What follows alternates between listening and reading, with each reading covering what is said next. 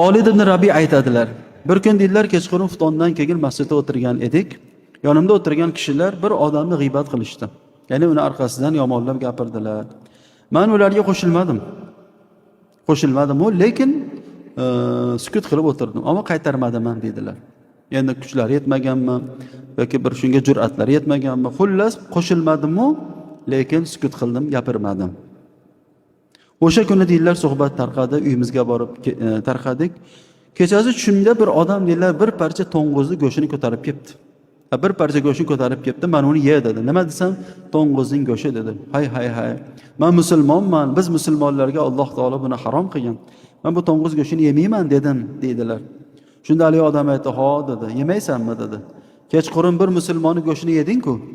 Masjidda, xuftonda, masjiddan keyin masjidda o'tirib, bir musulmonni odamning go'shtini yeding-ku, unga qaraganda bu nima bo'pti?" dedi-da, "Hey yo'q, be yo'q, majbur og'zimga haligi go'shtni nima qildi? Tiqdi" deydilar. Shunda cho'chib qo'rqib uyg'onib ketdim. Uyg'onsam og'zimdan to'ng'izning go'shtini noxush bo'yi anqib turibdi. 40 kungacha uning hidi og'zimdan ketmadi deydilar. Allohu akbar. Ahvollarimiz qanday bizni? U gapirgan yo'q, qo'shilgan ham yo'q, faqat sukut qilib o'tirgan xolos. Shunaqami degan ham yo'q kerak bo'lsa. Ko'rsinlar.